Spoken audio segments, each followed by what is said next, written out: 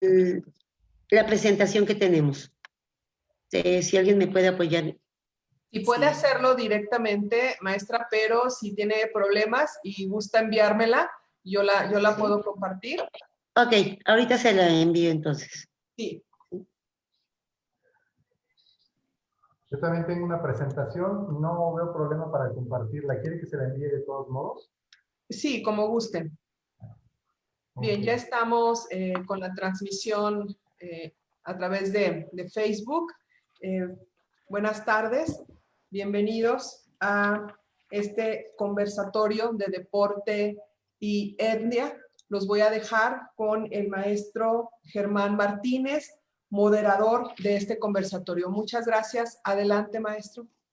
¿Qué tal? ¿Cómo están? Muy buenas tardes. Me da mucho gusto participar aquí con ustedes en estas quintas jornadas de la Red Latinoamericana y Caribeña del Deporte Social para la Inclusión, lo cual me parece un gran acierto que los estudios se enfoquen al deporte, pero también no solo al deporte que conocemos regularmente a través de los medios de comunicación, que por desgracia sí sucede en nuestros tiempos actuales, sino también rascarle por todos los puntos y todas las aristas posibles, y en este caso entrar a la parte del deporte originario en nuestros pueblos originarios, y también lo que se hace en otros espacios a favor de la inclusión desde la educación física, ¿no? Que es algo realmente de gran interés y que debemos de trabajarlo. Por lo cual, pues nos da mucho gusto en esta mesa, en este conversatorio, contar con la presencia de la maestra Griselda Socoyotzin Rivera Sánchez, con Laura Areli Mesa Castillo, con Martín Velázquez y desde Argentina con Horacio Tellechea, con los cuales estaremos platicando en este momento. Entonces, si están de acuerdo, iniciamos la conversación y vamos a platicar con la maestra Griselda, con la cual iniciaremos nuestra conversación. Ella nació aquí en Jalapa, precisamente, y es realmente muy interesante todo el trayecto que ha realizado a través del deporte y la etnia, ¿no? Preparó, por ejemplo, el Maracame y Huicharica con los huicholes en la sesión de La Rosa, como líder espiritual de la comunidad Chapalilla en Nayarit, y ha estado trabajando de manera constante en este tema fundamental y que está también en la difusión cultural de la apertura de la Asociación Estatal de Juegos y Deportes Autóctonos y Tradicionales del Estado de Veracruz. Entonces dejamos a la maestra Griselda con la palabra. Bienvenida, la escuchamos. Buenas tardes a todos. Primero que nada, bueno, mi agradecimiento por esta invitación.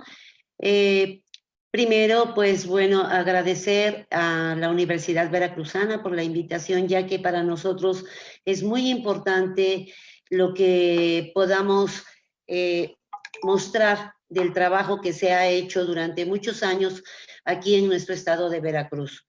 La importancia de esta participación fundamentalmente para mí es la inclusión, la importancia de incluir lo que es nuestros juegos milenarios a las instituciones educativas, sobre todo como la parte de nuestra preservación de esta gran herencia que tenemos, no solo en nuestro Veracruz, sino en el Anahuac, en todas las naciones, en nuestra gran nación y en todas las naciones del mundo.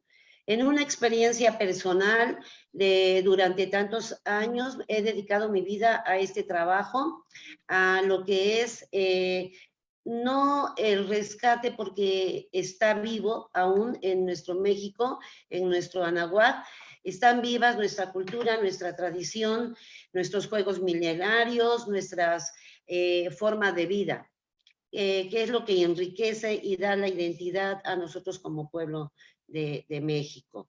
Importante en estos tiempos la herencia que podamos dar a las nuevas generaciones, ya que todo este trabajo que pues por una gran oportunidad que la vida me ha dado sin ser una persona que tenga los medios necesarios para poder dar como testimonio la información que traigo para todos ustedes, ya que se desconoce mucho del deporte milenario, sobre todo pues no nada más a nivel nacional, sino en nuestro estado, que es rico en cultura. Hemos visto pocas manifestaciones de lo que es el deporte autóctono. ¿sí? Yo les puedo decir orgullosamente que soy participante de las investigaciones que han aportado a nuestro estado, a nuestra historia, investigación de aportación de juegos que se han transmitido por medio de la tradición oral aquí en algunas comunidades, como en el municipio de Zongolica, en la comunidad de Palenque, Cotlaízcoa, donde hemos recuperado juegos antecesores del fútbol, como es el Cuitlaxtolontle, el Atihuizotl, antecesores de muchos juegos, ¿no?, que hoy vemos, como el gocha, como vemos como la onda, el lanzamiento. Hay juegos de alto rendimiento. Ahorita estamos también en el trabajo de la inclusión, de la investigación, perdón, del juego del Ulamalistli, que data desde los olmecas, ¿no?, que tenemos los asentamientos con los tastes, con los tlaxtlis. Tenemos ahorita también el trabajo de incluir a la mujer dentro de las mismas actividades propias de nuestros juegos milenarios, ya que pues lo hemos visto, esta parte que se ha discriminado también en cierta forma por nuestros propios pueblos originarios, la actividad física de la mujer y la importancia que tiene dentro de estas actividades.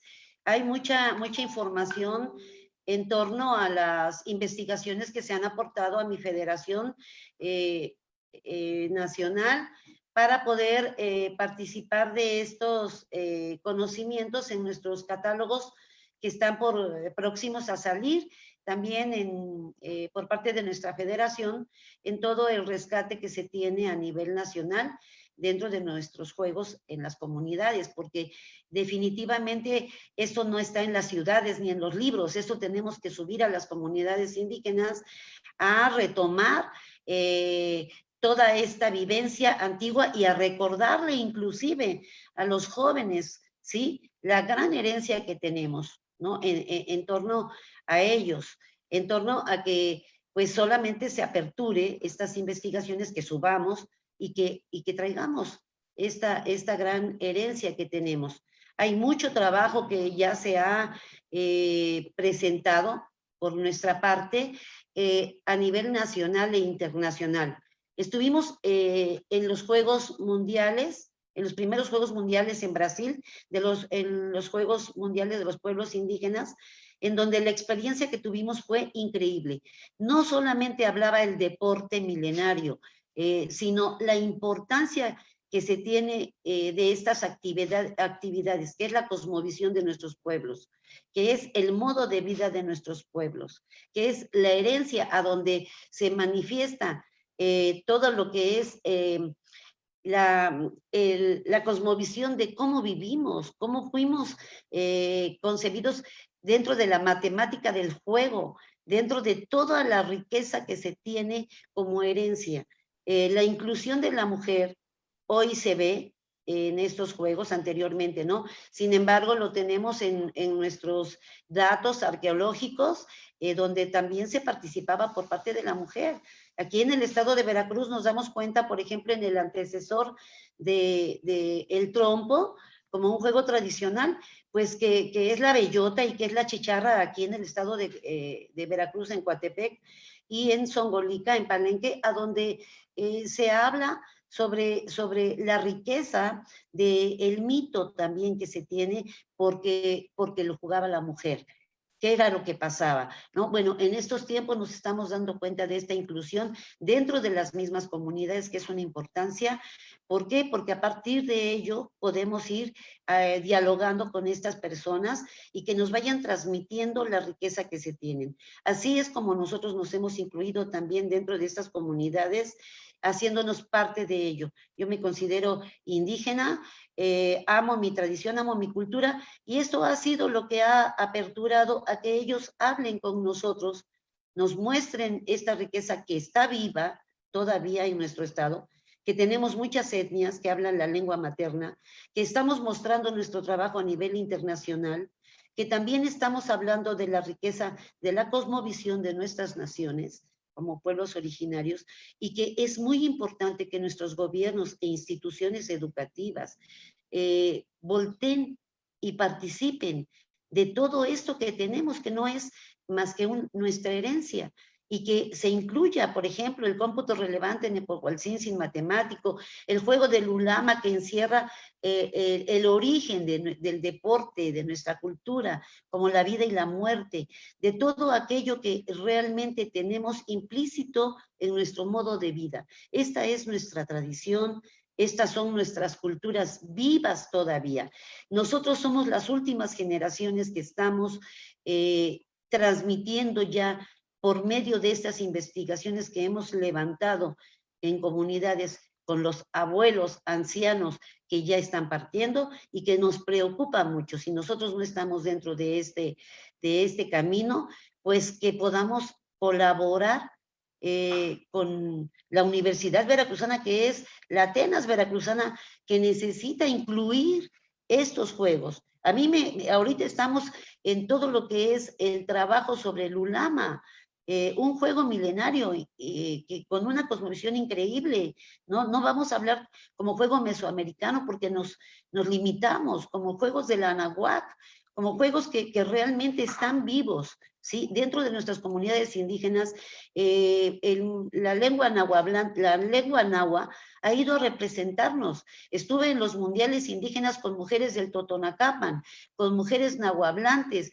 Nos fuimos con la representación digna de las mujeres que hoy están, gracias a esta labor de investigación, a este trabajo que se ha tenido por parte de nuestra federación también, subir a las comunidades, trabajar con estas investigaciones y traernos a nuestros jóvenes en donde reconozcan nuestra propia identidad, porque se ha perdido en nuestras propias comunidades. Ha habido muchas limitantes, ha habido mucho, pues mucha discriminación, ha habido muy poco aporte para que esto se vea. Pero quiero decirles que yo tengo más de 20 años en este trabajo y que tenemos hechos. Hay mucha reseña, hay muchas fotografías, hay mucha investigación, hay mucho que mostrar a las universidades. Yo he estado dando a la Facultad de Educación Física en el estado de Veracruz cursos y talleres con la FIEP, en donde la transversalidad de todos estos juegos dentro de estas disciplinas que hoy tenemos, pues bueno, se muestra en la riqueza que tienen nuestros juegos milenarios, ¿sí? De alto rendimiento, juegos de destreza mental de origen precuautémico también, el juego del patoli, que es uno de los juegos en donde yo también he apoyado a jóvenes en sus tesis aquí en el estado de Veracruz para poder entender la cosmovisión de estos juegos, no nada más la parte deportiva, ¿no? Porque ahora venimos con nuestra federación a conformar el deporte federado, ¿sí? Que es muy importante y que ya hay un cambio dentro de estas prácticas. Sin embargo, bueno, pues como deporte federado lo entendemos, pero estamos en lo que es la lucha de la preservación de los orígenes de nuestros juegos milenarios, de lo cual esto pues nos lo transmiten nuestras comunidades indígenas a las cuales subimos. Estamos en Mixtla, por ejemplo, que es una de las comunidades más humildes que tenemos y que necesitamos el apoyo. ¿Para qué? Para que estos jóvenes puedan ser los que nos están representando a nivel internacional, a nivel mundial. Se vienen los próximos Juegos Mundiales. Es muy importante la participación de nuestro México, ¿sí? Estamos aquí para ello, para aportar, para dar talleres, para preparar, para compartir, para que se incluya el deporte en las actividades, pues ahora sí llamémoslo educativas y pues todo esto que es la SEP, pues nuestra Universidad Veracruzana. ¿Cómo no tener en nuestra Universidad Veracruzana la liga de nuestros propios deportes nacionales, como el ulama, que es un deporte de alto rendimiento y que es el origen de nuestra cultura, definitivamente? Pues muy bien, muchas gracias, maestra Grisela Coyotzin Rivera Sánchez, por esta presentación que nos hace de nuestros deportes autóctonos, los pueblos originarios. Mira, hay que recordar que, por ejemplo, en nuestras construcciones antiguas, si vemos desde Cantón hasta el Tajín, encontraremos una gran cantidad de juegos de pelota, donde por cierto nuestra rectora Sara Ladrón de Guevara, gran arqueóloga, ha estudiado a profundidad todos estos juegos de pelota y toda esta relación que hay con la cosmovisión que usted ya nos mencionó, con estas dualidades de la vida y la muerte, con el fuego y la tierra, el agua y la vida. Todo eso se conjunta en estos juegos, y qué interesante que nos pueda, que los puedan mantener vivos, que estén aquí con nosotros todavía y que tenga este interés de traerlo a la Universidad Veracruzana. Yo creo que es algo muy importante porque hay que practicarlo y teorizarlo, ambos casos, ¿no? Hacer más estudios y teorías sobre estos juegos de nuestros pueblos originarios, pero también practicarlo, que sería algo muy interesante. Vamos ahora a darle paso a la maestra Laura Arely Mesa Castillo. Ella estudió educación física, ha estado en el Colegio de las Américas, en la Universidad del Valle de México, también ha trabajado en cursos especiales sobre deportes autóctonos y tradicionales, y de manera particular, pues también ha estado trabajando en esta inclusión con la educación. Entonces escuchamos a Arely Mesa. Adelante, Arely. Hola, muy buenas tardes, ¿cómo están? Primero quiero agradecer a la profesora Maribel Barradas por la invitación y también a la Universidad Veracruzana por la organización de este tipo de jornadas que para mí creo que son de suma importancia, ¿no?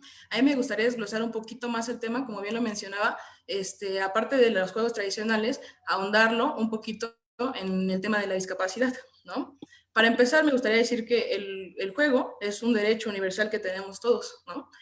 Y es nuestro deber como adultos hacer que se cumpla ese derecho, sobre todo con los niños, ¿no? En la Convención de las Naciones Unidas sobre los Derechos de las Personas con Discapacidad, que se ratifica también en la Ley General para las Personas con Discapacidad, por parte de la Comisión de Derechos Humanos, habla, voy a basarme en ciertos artículos para mi exposición, ¿sale? Primero, tenemos el derecho a la igualdad y a la no discriminación en el artículo 5, el artículo 9, que nos habla de la accesibilidad, a la educación inclusiva en todos los niveles en su artículo 24, y a la participación en la vida cultural, actividades recreativas, de esparcimiento y de deportes en su artículo 30, ¿no? Desde ahí yo creo que es muy importante teorizarlo y visibilizarlo hacia las comunidades y sobre todo también hacia la participación de las personas con discapacidad. La convención, sobre todo, le da una participación muy especial a los grupos vulnerables, que en este caso pues, hablamos de dos, de las personas con discapacidad y en específico las personas que vienen de alguna comunidad. ¿Cómo podemos conjuntar o complementar estas dos actividades hacia una misma? Los juegos autóctonos, como bien lo mencionaba la profesora Griselda, creo que nos hace falta para empezar a definirlos. ¿Qué es un juego autóctono? Un juego autóctono es un juego que es propio de una región o de un país, que tiene características. Esas características tienen que ver con el entorno en el que está, ¿cómo decirlo? La indumentaria que utiliza, las herramientas que se utilizan, pues son propias de una región. También nos aporta un valor en el desarrollo de los niños, aunado a la cuestión de la cosmovisión, o sea, nos da un enfoque de tradición. ¿Qué es la tradición? Ay, perdón, es que estoy un poquito nerviosa por este tema. Son dos de mis grandes pasiones y es como muy raro tener que hablarlas al mismo tiempo, ¿no? Pero bueno, sí, continúo. El juego, además de darle un desarrollo cognitivo, lingüístico, interpersonal y social en los niños, también debemos de mirarlo con los conocimientos mesoamericanos como un aliado. No quitarlo, sino aunarlo. Nos vamos a complementar las teorías oficiales con los aspectos sociológicos y los aspectos epistemológicos propios de la cultura, buscando la trascendencia, que la trascendencia en este tenor pues tendría que ser la armonía con el medio con el que nos rodea, para que cada uno pueda tomar parte de la pieza del orden del natural del cosmos. La tradición es cada uno de los componentes de una sociedad para la convivencia y de sus integrantes. Es la característica social que se hereda y le da identidad a un grupo social. De entre todos los tipos y juegos que podemos encontrar hoy en día, existen también los juegos autóctonos. Como lo dije, son juegos que son propios de una región o de un país. Se caracterizan por estar limitados a un entorno, es decir, a una comunidad o a una región, sirven para el desarrollo de los niños, tanto en las habilidades motoras como en la habilidad de la convivencia con su familia y con la sociedad. También tienen elementos propios de la cultura, es decir, el modo del juego, el material que se utiliza para los implementos, los vocablos que se utilizan, por mencionar algunos. Aunado a lo anterior, contribuyen a la construcción social positiva, donde la convivencia y el apoyo prevalecen, dando mayor solidez a las comunidades. Lograr que la sociedad disponga de productos de consumo accesible para todos nos beneficia a las personas que tienen mayores problemas de accesibilidad, en este caso personas con discapacidad, pero creo que nos beneficia a todos en sociedad. Nos beneficia a todos el diseño universal porque facilita que las personas con y sin discapacidad puedan compartir recursos y momentos de ocio, y esto siempre es beneficioso en sociedad. Bueno, es decir, en mis conclusiones diría que la discapacidad primero es una cuestión de derechos humanos, definiéndola desde un modelo social. El juego es un derecho que se tiene y debe ejercer en una escuela inclusiva, tiene que ser accesible y generador de oportunidades y con diseño para todos.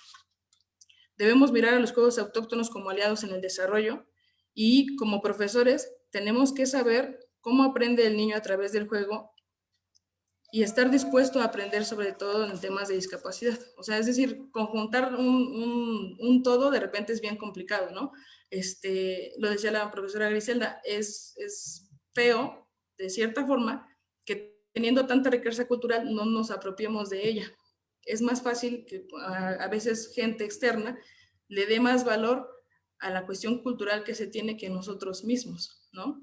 Ahora, si le sumas a esto a las personas con discapacidad que no, a veces no, como sociedad no somos tan accesibles o no brindamos esos recursos o formamos esas barreras para que no puedan ser tan accesibles para ellos, se complica todavía más, ¿no? Entonces yo creo que es importante ver aquí los diferentes puntos que tenemos, incluso aliarnos, ¿no? Para poder generar programas. Yo creo que eso es muy importante, lo que decía también la profesora. No hay una formación específica para profesores que nos enseñen sobre juegos autóctonos y tradicionales. Muchos hemos sido empíricos, hemos ido desde la práctica hacia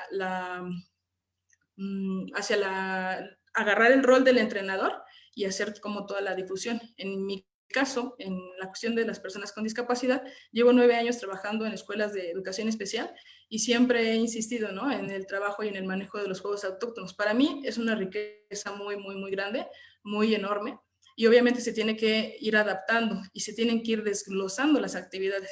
De repente suena muy, muy fácil, pero es muy complicado, pero más que complicado yo creo que es muy, o sea, como que te lleva un poquito más de tiempo, porque se tienen que desglosar las actividades. Tuve la oportunidad de participar hace 2 años en los Juegos de Deporte Adaptado, con una exhibición de pelota purépecha con mis niños de educación especial. Tenía Downs, tenía ciegos, bueno, ciegos no, tenía sordos, tenía intelectuales y autistas. Y es todo un tema, porque no nada más es prepararlos para una exhibición, es un trabajo que lleva muchísimo tiempo desde una actividad que todo el mundo dice, pelota purépecha, ¿y qué es la pelota purépecha? Siempre utilizas como ejemplos muy básicos, ¿no? Es como el hockey sobre pasto, se utilizan bastones, pero no es tan así, ¿no? O sea, lleva todo un proceso para poder llevarlo a cabo. En mi caso, fui desde popotes de alberca para que empezaran a tener la posición de los bastones, a explicarles mucho de toda esta parte de la reglamentación, del por qué se hace este tipo de cosas, la lucha de las dualidades, el bien y el mal, no atacar por atrás, o sea, todas las reglas que lleva el juego, explicárselas para que tuvieran ese sentido.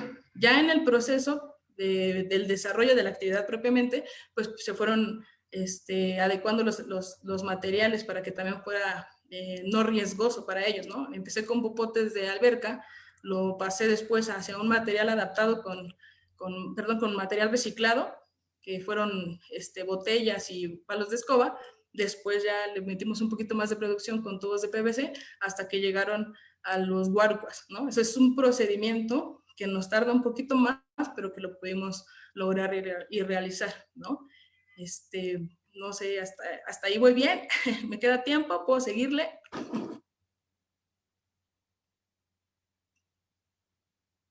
Perdón, profesor, no lo escucho. Así que 6 minutos más puedes participar. Sí, les digo, son dos de las grandes pasiones, yo creo que son dos de las pequeñas grandes minorías que existen y que de repente pues sí es muy complicado poder externarlo o hacerlo visible.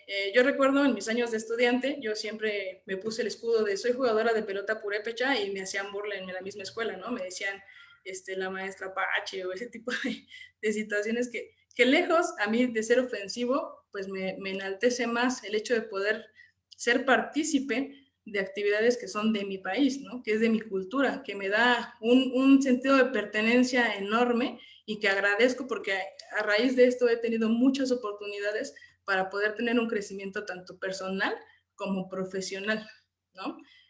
Yo creo que te permite una convivencia en sociedad muy, muy, muy, déjeme, la palabra correcta tendría que ser como muy mágica, complementaria, no sé, o sea, ves o tu perspectiva cambia porque ya no nada más es una acción por el simple hecho de hacer una acción, sino es una acción que tiene una intención, que nuestra intención en este momento sería trascender, ¿no? Poder llegar al lugar del cosmos y tener como esa vida plena, ¿no? O sea, yo baso mucho de mi vida hacia toda la cuestión cultural y tradicional. En la otra parte, en el aspecto de la cuestión de educación especial o del trabajo con las personas con discapacidad, también te amplía muchísimo el panorama. Yo creo que es importante siempre entender y comprender que no estamos tratando con diagnósticos, sino que se trata con personas que tienen exactamente los mismos derechos que todos y cada uno de nosotros, simplemente las condiciones cambian. Pero es importante entender esa parte. No se trabaja con diagnósticos, sino se trabaja con personas. Entonces no tendría que haber la necesidad de hacer como todo muy, muy rebuscado, muy complejo, si entendemos esta parte. Son personas como tal, ¿no? No un diagnóstico. Y entonces desde ahí sería más fácil como sociedad limitar o quitar esas barreras que es lo que forma realmente la discapacidad, ¿no? O sea, una persona presenta una condición, pero la discapacidad se la da a la sociedad al momento de no hacerla accesible para todos. Sí, perfecto. Muy bien, Arely, me parece muy, muy interesante todo lo que planteas, o nos parece muy interesante, y sobre todo porque se recupera un espíritu comunitario. Si hablamos del deporte que conocemos nosotros a nivel masivo, somos masa en el deporte creada por los medios de comunicación. Pero todo esto que nos está explicando la maestra Grisel, o que nos te explicas tú, Arely, nos habla de otro sentido del deporte, de otro sentido de la sociedad, otro sentido comunitario y todavía aún más la inclusión a partir de ciertas discapacidades que efectivamente nosotros como sociedad las etiquetamos, pero aparecen otros elementos que pueden ser muy útiles para el desarrollo humano a partir del deporte y de los llamados ahora deportes autóctonos, como ustedes los mencionan. Está muy interesante ese planteamiento y vamos a ahondarlo más con la participación del maestro Martín Velázquez, que también ha trabajado mucho a través de la educación física a partir de estos temas, a partir de estos trabajos, con los niños sobre todo, y pues lo dejamos precisamente al maestro Martín Velázquez para que nos platique sobre su experiencia y sobre sus planteamientos y proyectos educativos y la educación física. Y la interculturalidad también, por cierto. Muchas gracias, muy amables a todos por estar aquí. Es un gusto ver a estos amigos, a esta gente que está tan interesada en estos procesos. Y básicamente, pues agradecer a la Universidad Veracruzana por la invitación a estas quintas jornadas de la Red Latinoamericana y Caribeña del Deporte Social. Voy a compartir un archivo con ustedes porque voy a trabajar ahora esta plática desde una perspectiva, digamos, un poco distinta, pero complementaria a la de las compañeras que me han antecedido. En primer lugar, quiero comentarles que hoy en la mañana, mientras tomaba esta foto de Google del satélite, me parece pertinente enviar un saludo a todos aquellos hermanos centroamericanos y del sur del país que están en este momento pues azotados por el huracán Iota y que pues, les deseamos que este paso sea lo más pronto posible y que no haya nada más que lamentar. Bueno, estoy viviendo en un continente, en un país que se llama México. Este país es en donde yo nací. Si bien yo sabía que México tenía una historia, fuimos conquistados por los españoles, tuvimos una época de la colonia de 3 siglos, después vino la independencia, la revolución, y esta historia pues me lleva a ubicarme en un lugar geográfico.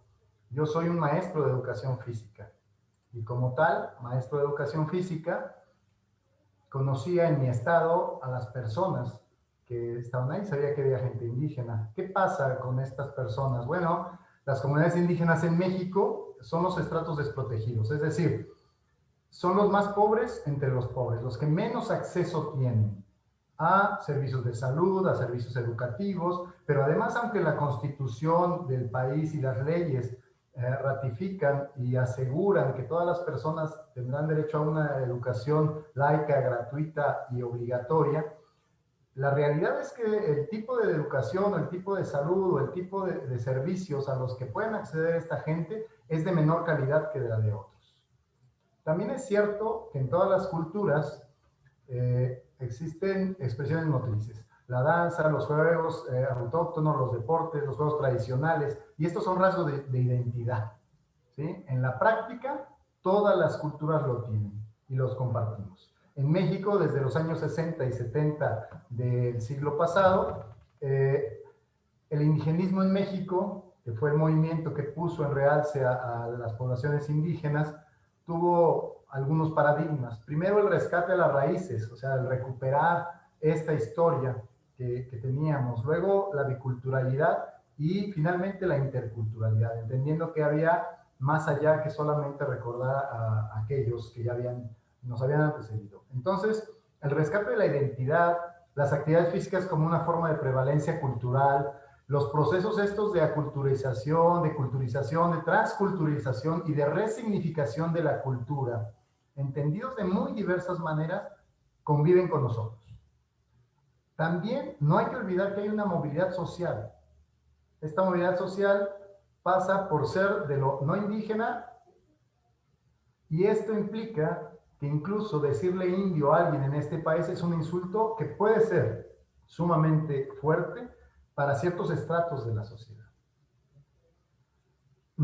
También hay un proceso simbólico y religioso. No olviden que todas las actividades de este ámbito tienen que ver con una cosmovisión. Esa cosmovisión implica la necesaria participación de los humanos en la prevalencia del cosmos. Si esto no ocurre, entonces todo se destruye. Bueno, quiero invitarles a un camino con un profesor, un joven profesor de educación física, cuando empezó a trabajar en educación indígena. Primero, las comunidades. En Querétaro hay 3 grandes zonas. Una es un semidesierto, la otra es un bosque, y la otra parte es un bosque frondoso. Estos son los caminos por los que yo tenía que ir para conocer lo que era la educación indígena en mi estado, tan solo en mi estado. Hay 2 etnias, una es la ñañú o otomí y otra es la pame. De la pame solo quedan algunas familias.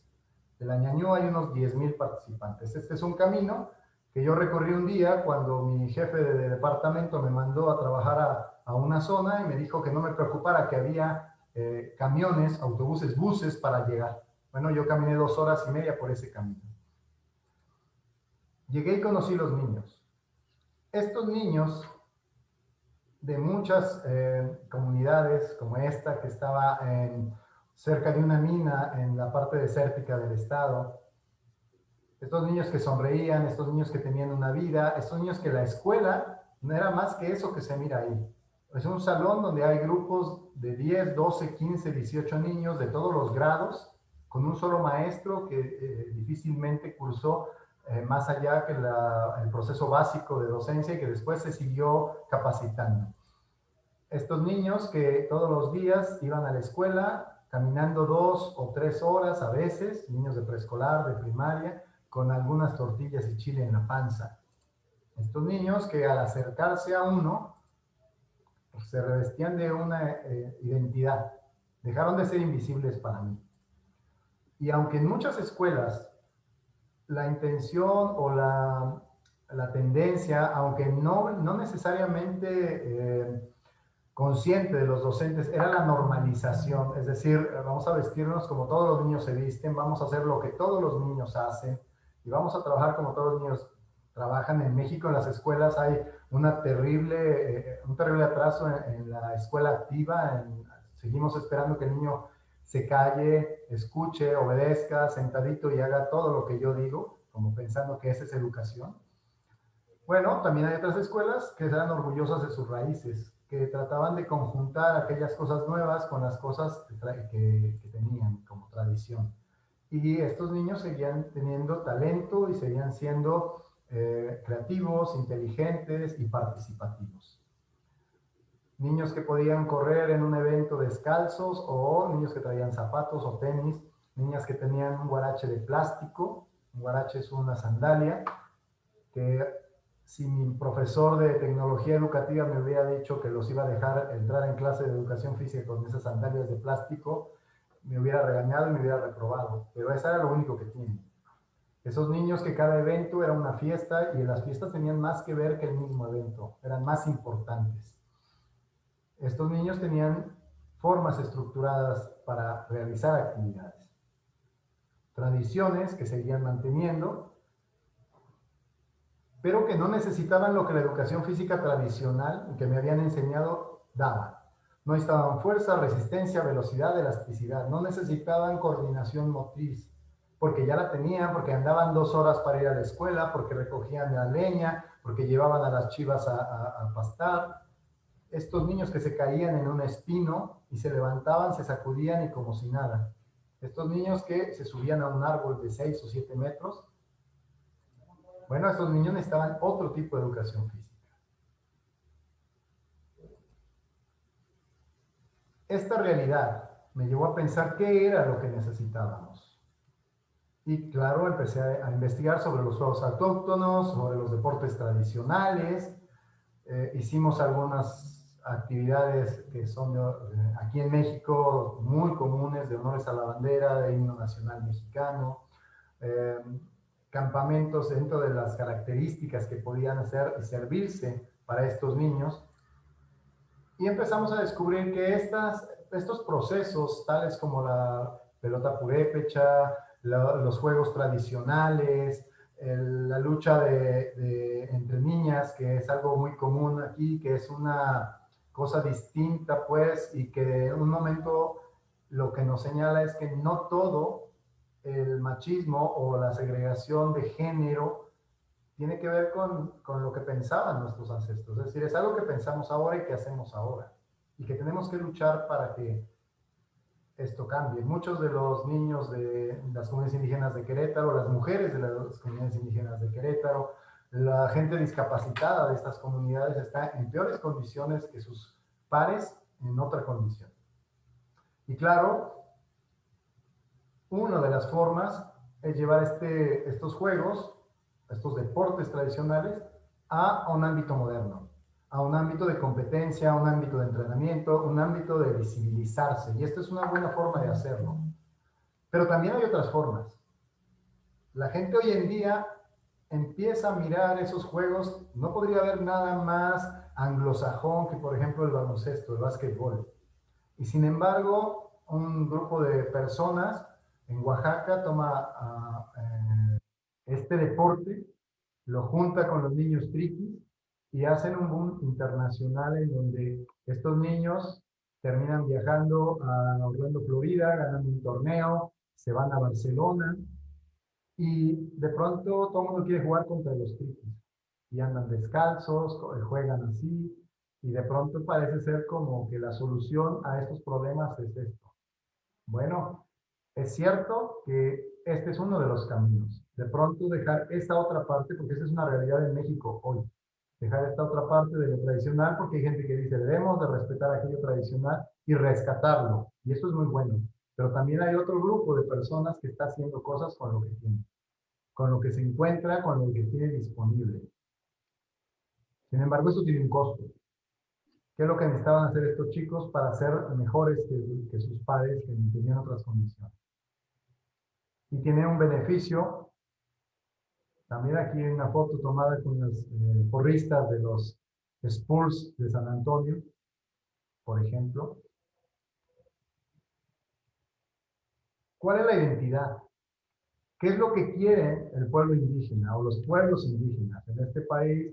Bueno, a mí me enseñaron que había 57 etnias, después me dijeron que había 63, luego 64, y que finalmente estamos en un país multicultural, multiétnico, pegado a Estados Unidos, y esta gente está yéndose a cruzar la frontera, a trabajar del otro lado, usando tenis de marca, regresando a su casa, mandando dinero para hacer una casa estilo California, y que tiene el día de la fiesta del pueblo, que era la misma fiesta en tiempos inmemoriales, nada más que ahora es para San Antonio, para San Juan o San Cristóbal, y antes era para los dioses, compiten contra otros, muchas veces equipos de mestizos, en donde este juego tradicional cosmogónico vuelve a regresar. El deporte en sí tiene esta relevancia social, ¿no? Y adquiere una atención del medio sobre el fenómeno. O sea, todo el mundo está atento. Hace un momento platicábamos aquí de sobremesa y todo el mundo hablaba de fútbol y sacaba las playeras que tenía. Y esta es parte de la cultura que tenemos. Los medios de comunicación son también este espacio en donde de pronto se hacen campeones, se hace gente que trasciende. El dinero público y privado que se invierte, o sea, si uno pudiera ver cuántos millones de pesos o cuántos millones de dólares se invierten en este negocio, que es el cuarto más grande del mundo, comparado con las necesidades que hay en el mundo, uno podría decir, bueno, ¿qué está pasando? La publicidad que hay en él y la implicación del Estado en dicha actividad. O sea, podríamos dejar de tener muchísimas cosas, pero deporte no. Es una política internacional, es una política nacional. Y la cantidad de individuos que son partícipes de estas actividades, que son espectadores o protagonistas, y cada vez más espectadores, ¿no? Es un espacio también para que aquellos que quieren pueden empezar, aquellos que son entrenadores, ven en el medio indígena una oportunidad que no tendrían en el otro medio. Los participantes igual. Y esta es una actividad humana que es el centro de interés de muchas cosas. Bueno, ¿qué pasa además? Tenemos la capacidad para adaptarnos a lo que hay. Y en medio de la pandemia hay un grupo de mujeres indígenas queretanas que dice, bueno, hagamos cubrebocas. Gente que respeta sus tradiciones, pero que también entiende que hay algo más que hay que hacer. Entonces, ¿cuál es el papel del deporte? Ya sea del deporte autóctono, del deporte tradicional, de los juegos tradicionales, de las actividades culturales y de recreación dentro de nuestro mundo actual. Yo creo que es el papel que las propias comunidades le quieran dar y que todas las manifestaciones son importantes y son valiosas. Y hay un proceso muy grande que nos falta transitar para conocerlos, entenderlos, valorizarlos y ayudarlos a desarrollar. Y esa es, creo, nuestra función, nuestra intención. Hoy en día, en un torneo nacional indígena, con las faldas tradicionales de su comunidad, con las reglas de la Federación Internacional de Voleibol, patrocinado por el Gobierno de México. Hoy en día, el equipo Mazahua de mujeres indígenas que encuentran en el fútbol que le llamamos aquí llanero, ese espacio para ser ellas, para transitar a otra realidad, para no ser la parte última en casa, aquella mujer que solo tiene que atender a los hijos, sino que encuentra este espacio para entrenar, para jugar y que se les da un respeto. Estas mujeres indígenas que corren esta carrera, que normalmente era una tradición, es una tradición en Chihuahua, pero que ahora les ponen un número y la lleva a cabo el Instituto del Deporte. Estas mujeres que en un torneo nacional compiten en este baloncesto, ¿no? En este básquetbol. ¿Qué es lo que quiere hacer la comunidad indígena? Pues yo creo que quiere rescatar, quiere revalorar, quiere volver a esa cosmogonía en donde la participación permite la existencia del universo. Por mi parte, sería todo. Muy bien, Martín.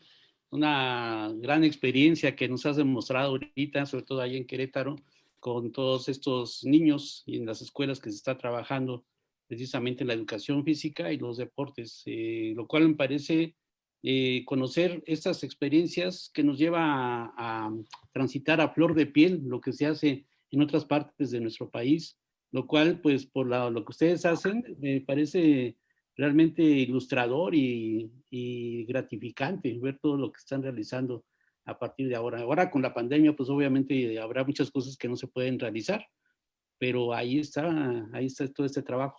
Ahora estamos, ya vimos aquí todo nuestro panorama de los deportes autóctonos en nuestro país, y estuvimos ya hablando de las experiencias en Querétaro, en la Ciudad de México, aquí en Veracruz, pero vamos a dar un salto hasta el sur de nuestro continente, hasta Argentina, y vamos a escuchar a Horacio Tellechea, que tiene una experiencia muy, muy importante. Él ha estado ligado con la política y el deporte por mucho tiempo. Si no me equivoco, Horacio, estás en Necochea, ya que iremos hacia los niveles del mar, estaremos hasta allá conectándonos contigo. Y ha hecho recientemente una labor que tiene mucho que ver con estos temas que están platicando, que tiene que ver con la inclusión a partir de un mini maratón intercolegial que se llama Mis Primeros Pasos. Pues dejamos a Horacio que nos platique sobre su experiencia, sobre esos temas. ¿Qué tal? Un gusto poder estar. Primero, agradecer a la Universidad Veracruzana de México a participar en este 5º Congreso de la Red Latinoamericana y Caribeña de Deporte Social para la Inclusión.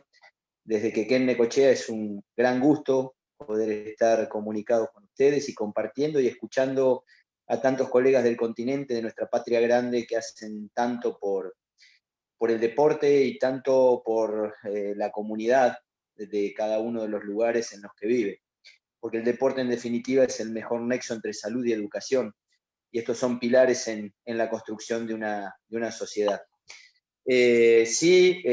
Realmente yo quisiera empezar por refrescar algunos conceptos que tienen que ver con la historia política de los últimos años del deporte argentino y la presencia importante del Estado en una etapa y la desaparición en otra, porque eso también marca estas posibilidades que después, a partir de realizaciones, van teniendo concreciones como la carrera por la vida, como este mini maratón que se desprende también de la carrera por la vida, o el partido más largo del mundo, que también es una manifestación del deporte de inclusión y con mucho compromiso social.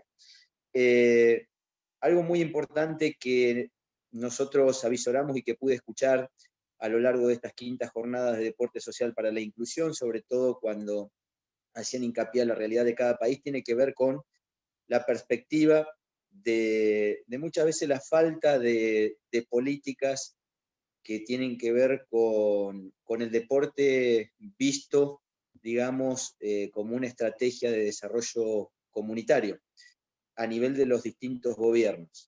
Y nosotros acá tuvimos una experiencia muy buena en el periodo 1946-1952, que fueron los 2 primeros gobiernos peronistas, donde no solamente hubo una masificación importante a nivel de participación deportiva, sino también la educación física se volvió parte del currículum en todas las escuelas públicas del país, y a partir de ahí, por supuesto, quedaron cosas que han sido muy importantes, que luego, a pesar del golpe institucional de 1955, que si bien fueron sumamente mermadas, porque esa etapa fue una etapa muy buena a nivel del deporte argentino, a nivel internacional, no pudieron terminar con muchas cosas buenas que se habían hecho. Y una tiene que ver con las organizaciones libres del pueblo, con los clubes de barrio.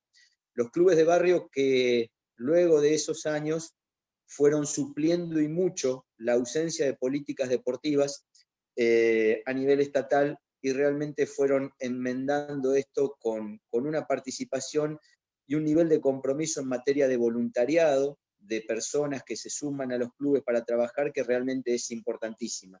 Si hubiera que ponerle un precio a eso, a esas horas, a esos recursos humanos que están trabajando en los clubes, indudablemente no habría valor y no habría presupuesto nacional que alcance, porque la mayoría de los clubes argentinos fueron fundados, los clubes de barrio, en esa etapa que fue muy importante y que marcó culturalmente algo muy positivo. Y a partir de eso es donde nacen este tipo de realizaciones, desde las organizaciones libres del pueblo, como lo es la Carrera por la Vida, por ejemplo, que es para lo que me invitaron y yo les agradezco mucho. Y dentro de la Carrera por la Vida, esto que fue el mini maratón bicontinental de Base Antártica Esperanza La Quiaca. La Carrera por la Vida es una realización que empezó a efectuarse en una provincia argentina, en Santiago del Estero, por un ultramaratonista, José Raúl Morales, que intentaba visibilizar el tema de los pacientes oncológicos y sus entornos familiares. No es una competencia, es una realización a partir de la cual se invitaba a muchos deportistas a colaborar, a sumar kilómetros y de esa forma generar conciencia de la importancia que tiene el deporte como herramienta de transformación social también. En esa primera edición participó José Raúl Morales en su momento. Yo lo fui siguiendo desde Quequén, Necochea, a 1800 kilómetros de Santiago del Estero. Me pareció muy noble su iniciativa, fundamentalmente por la visibilización del tema de los pacientes oncológicos y también por el objetivo que tenía, que es a lo largo de los años lograr la construcción de un centro oncológico en el norte argentino, que es donde se necesita y mucho, como en todos los lugares. A partir de ahí se hizo la segunda edición de la Carrera por la Vida, a pedido de la familia de una nenita de Santiago del Estero, se hizo en honor a ella. Ahí ya no solamente participó José Raúl Morales, sino que acá lo que hubo fue una enorme predisposición a partir de una idea que hace mucho tenía, que es la de la Red de Deportistas por la Vida. ¿En qué consistía? En juntarnos deportistas de distintas ciudades, no solamente de Argentina, sino también de otros países, y empezar a hacer cosas mediante las cuales, haciendo lo que nos gusta, podamos ayudar a ayudar, sabiendo que muchas veces las cosas no se consiguen con discursos, sino con recursos, pero sabiendo también que la mejor voz de mando es el ejemplo, y en base a lo que se pueda hacer desde esto, podían llegar a conseguirse esos recursos. Tal es así que nos propusimos dar una vuelta al mundo. La Carrera por la Vida es una carrera que dura 20 días. Simbólicamente, una posta simbólica, nos propusimos dar una vuelta al mundo y terminamos dando casi 25 vueltas entre todos. Participaron 287 ciudades, 22 países. Entre todos colaboramos como para que esta nenita hoy esté haciendo su tratamiento oncológico en Barcelona, y realmente nos llenó de satisfacción. Yo creo que ninguno de los 35.500 participantes de esta realización, después de esta realización, fue lo que era antes de haberlo empezado. Para esta organización contamos con coordinadores en cada una de las 287 ciudades. Se fue multiplicando todo porque había ciudades que no solamente tenían corredores, ultramaratonistas o caminantes, sino que también se sumaron nadadores, se sumaron ciclistas, con lo cual el universo de personas voluntarias, por eso hablaba de las organizaciones libres del pueblo como algo muy importante, y los clubes realmente fueron trascendentes. Y ahora estamos en la tercera edición, yo voy sintetizando mucho, estamos en la tercera edición que va a empezar, y voy a invitar a la Universidad Veracruzana y a todos los amigos. Va a empezar el próximo viernes 20 de noviembre y se va a extender hasta el 9 de diciembre. Y esta tercera edición, insisto, la Carrera por la Vida es una campaña de donación de sangre, plasma, médula ósea y órganos, que nosotros lo que hacemos es llevar un registro a las autoridades nacionales y provinciales, y en cada país van haciendo lo mismo, de manera tal que ese registro de donantes voluntarios vaya quedando a las autoridades, para que cuando lo necesiten, en base a lo que ha sido esta pandemia, en base a todas las dificultades que nos ha creado, una, por ejemplo, es la merma de donantes de sangre en los distintos bancos de sangre de muchas ciudades, bueno, se contacten las autoridades con quienes manifiesten su voluntad de donación, a partir también de la participación en la Carrera por la Vida, y bueno, podamos llegar a ir supliendo esa faltante y colaborando como se debe hacer con cada una de las comunidades. Por encima de los preceptos, de las costumbres, de los reglamentos, siempre deben estar muy altos los principios de solidaridad, y en ese sentido me parece trascendente el compromiso social que tengamos. Así que en ese marco estamos trabajando mucho y fundamentalmente venimos realizando una tarea que se va a extender a lo largo de 20 días y que tiene esta premisa. Respecto a lo que ustedes vieron del mini maratón de Base Antártica Esperanza La Quiaca, eso también lo hacemos con nuestros alumnos. Yo trabajo en escuelas y ahí hubo un trabajo docente muy importante a partir de todas las escuelas públicas de Argentina, y bueno, participamos en el mes de junio honrando la bandera y honrando al general Manuel Belgrano a 200 años de su paso a la inmortalidad. Hicimos la unión simbólica de la escuela más austral del mundo, que es la escuela número 38 de Base Antártica Esperanza, con la escuela más al norte de la Argentina, que es donde flamea la bandera argentina, creada por Manuel Belgrano, que es la escuela especial número 14 de La Quiaca. Y yo, escuchando a las compañeras docentes y a Martín también, me parecía importante poder generar esos vínculos a futuro, porque realmente lo que podamos hacer siempre es muy importante, fundamentalmente aunando esfuerzos. De eso no tengo ninguna duda.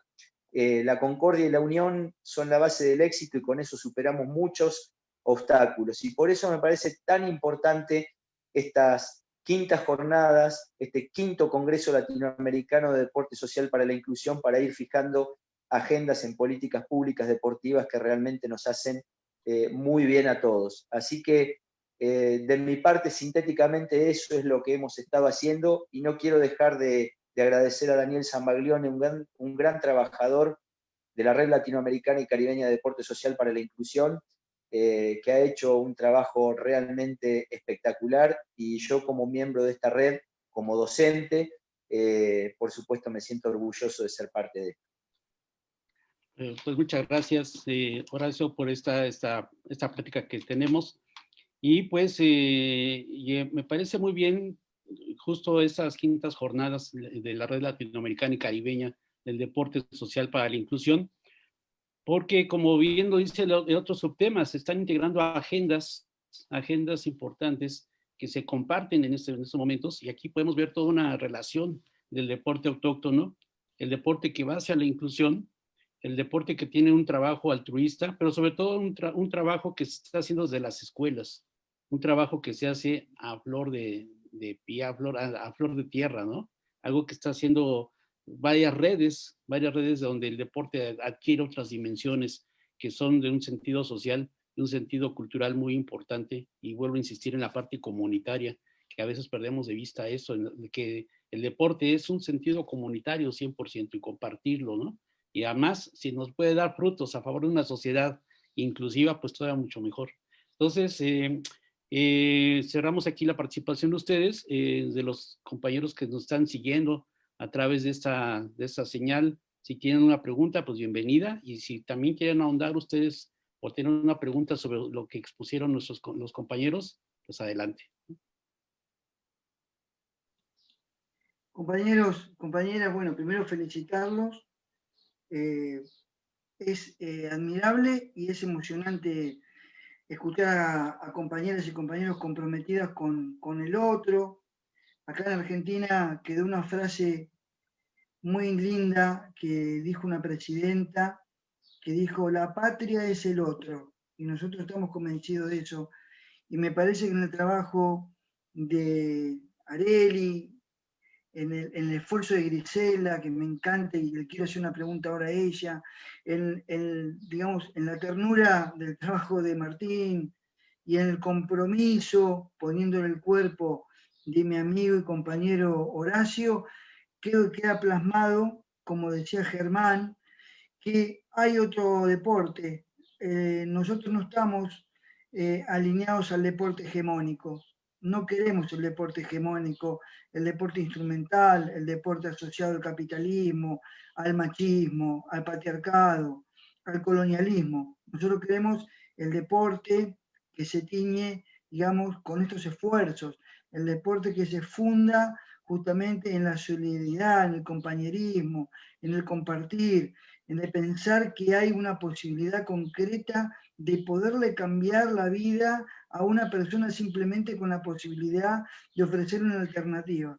Entonces digo, yo realmente, compañeras y compañeros, miren, realmente me emociono, estoy emocionado porque uno ve que los esfuerzos que uno pone, digamos, construyendo esta red o estas redes, que es un laburo mancomunado, no es propio, es de todos y de todas, digo, en estas pequeñas expresiones va viendo los frutos. Entonces, digo, muy feliz en esta mesa. Y a Griselda le quiero preguntar, igual que Areli, si es posible contar con ese trabajo que ustedes tienen, porque me parece interesantísimo, igual que a Martín, porque vi juegos que no conocía, porque me parece que esos juegos hay que transmitirlos, hay que poder mostrarlos, justamente porque estamos pensando una epistemología desde el sur global, y si nosotros no respetamos la epistemología del sur global, justamente la epistemología del norte, y no hablo de cuestiones geográficas, hablo de lo del sur como el pueblo sufrido, el pueblo que está siempre saqueado, el pueblo golpeado de Latinoamérica y del Caribe, digamos, si no rescatamos esas epistemologías, estos conocimientos, esta cultura se va perdiendo porque la van haciendo perder. Entonces me parece que hay que rescatar estas producciones. Así que bueno, aparte de lo que me contesten, quiero felicitarlos. Muy bien. Griselda, adelante. Bueno, agradezco mucho la oportunidad de haber estado aquí con ustedes. Quiero especialmente invitarlos a todos, sobre todo a mi estado, a la Universidad Veracruzana, a que formemos parte de todo ese gran conocimiento que veo que todos y cada uno de los que estamos presentes en este panel tenemos muy claro lo que es el deporte autóctono, lo que es el juego milenario. Esta asociación se fundó precisamente con esa finalidad, nació de una escuela tradicional de un tepochcali, de un calpuli que yo conformé aquí en varios años atrás y que fui apoyada para poder retomar todo esto que es lo propio. Considero muy importante para las autoridades, para la licenciada, para la doctora Maribel Barradas, que es una conductora del deporte en la universidad, pues bueno, que aquí está la asociación estatal con mucho que aportar realmente en todo el ámbito del deporte milenario, nuestro deporte que queremos que se vea nacional. Y que, bueno, los talleres, los jóvenes que hoy están ayudando y apoyando a que se continúe la preservación, están preparándose como futuros mentores del deporte autóctono, jóvenes estudiantes de antropología, jóvenes estudiantes de la normal, de educación física, están conmigo trabajando dentro de las comunidades, a donde es nuestra mayor escuela, y realmente hay mucho trabajo que se ha resguardado en esta asociación por parte también de nuestra Federación Nacional y con nuestro líder también mundial de los Juegos Mundiales Indígenas. También estamos en ese contacto, en esta gran lucha, y ver a los países hermanos trabajando en este gran contenido, pues bueno, nos llena de orgullo que como Estado de Veracruz, como Universidad Veracruzana, estemos participando de estos interesantes foros. Yo estoy en la mejor disposición.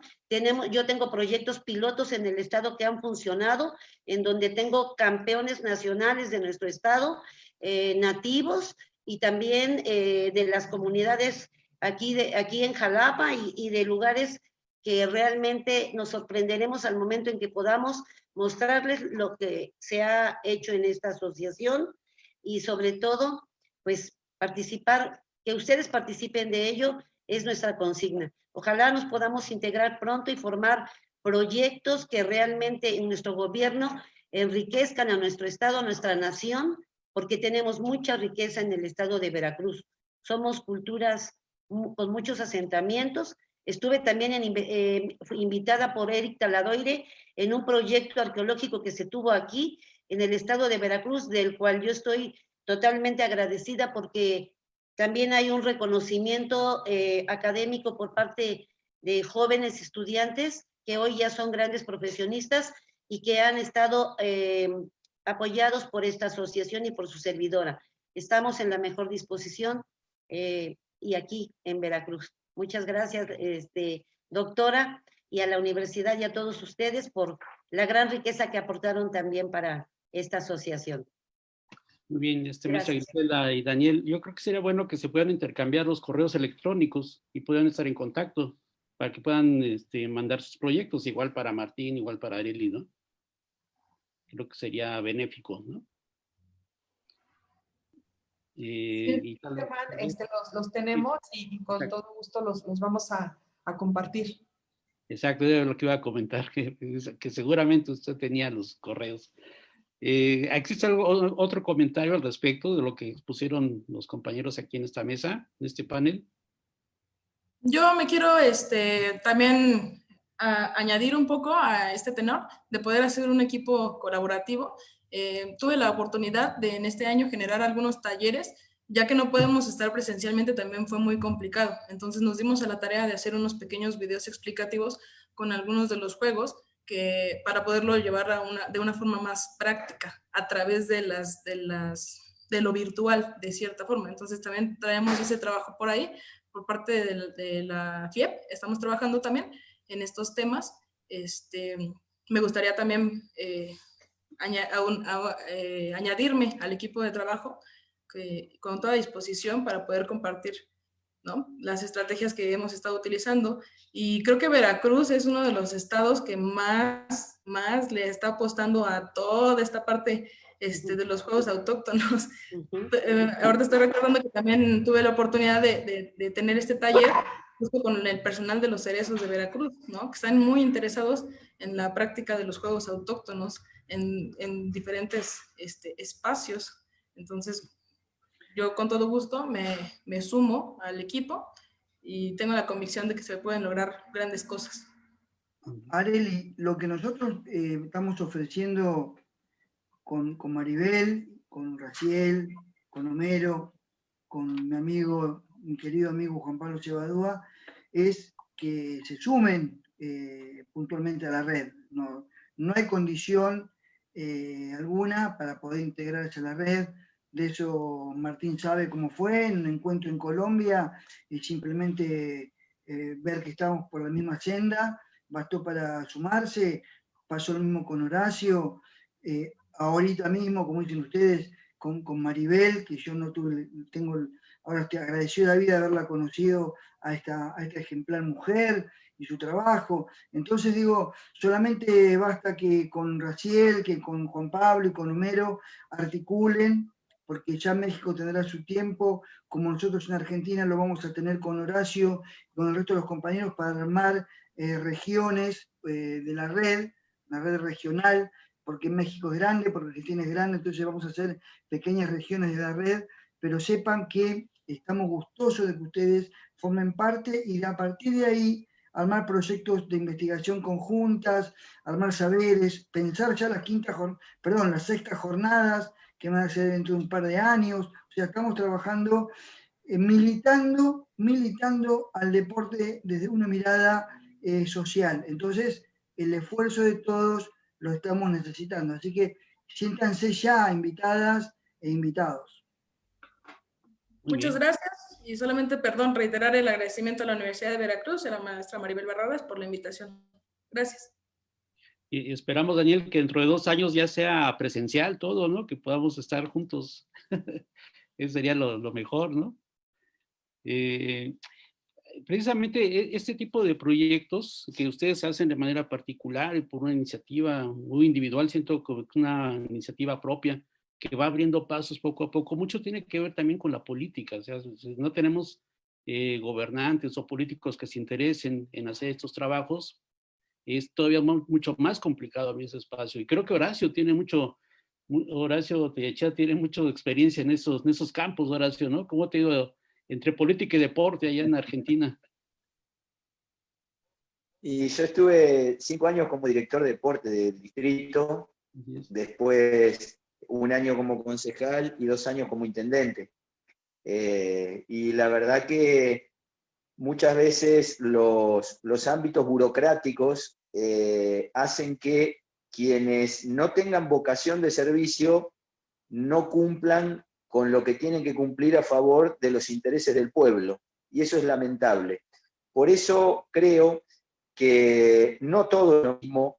Yo escuchaba con mucha atención ayer, me encantaron las exposiciones de todos los compañeros, pero había una que manifestó como que sí, es cierto, que es muy difícil la inclusión y todo, pero no todo es lo mismo. Un gobierno neoliberal no es lo mismo que un gobierno que surja del campo popular, del campo nacional, del campo popular, del campo democrático, emancipador. ¿Por qué? Porque los intereses y las prioridades son distintas. Y un gobierno que surja del campo popular, nacional, democrático, emancipador, tampoco es garantía de nada si no tiene funcionarios que funcionen y que tengan como premisa el respetar al pueblo que los votó y tengan en cuenta que ellos son los empleados del pueblo. Si esto no ocurre, estamos con muchas dificultades, pero creo que esa burocracia se puede superar con organización, y la organización la podemos tener a partir de esta fijación de agendas que son muy importantes, porque nosotros a partir de esto, por eso valoro tanto lo de la Red Latinoamericana y Caribeña de Deporte Social para la Inclusión, lo de la Universidad Veracruzana, a partir de estas iniciativas, los compañeros de muchos lugares de la patria grande van fijando políticas o van fijando proyectos que se tienen que transformar en agenda. Yo escuchaba a los 3 exponentes en el panel, me parecen fantásticos. Martín me hacía acordar a mucho de mi inicio en las escuelas. ¿Por qué? Porque yo, por ejemplo, también daba clases en una escuela rural, que era lo único que había en la escuela, y para ir tenía que hacer 60 kilómetros a dedo para ir, caminaba 10 kilómetros por camino de tierra hasta llegar a la escuela, salía 10 kilómetros hasta la ruta para volverme a dedo a la ciudad, 60 kilómetros. Es decir, ¿a qué voy con esto? Que nosotros tenemos esa vocación, pero a la vez también necesitamos de la organización para fijar las agendas que nosotros sabemos que se necesitan para tener una sociedad más inclusiva. Me parece que pasa por ahí, por eso esto es muy importante.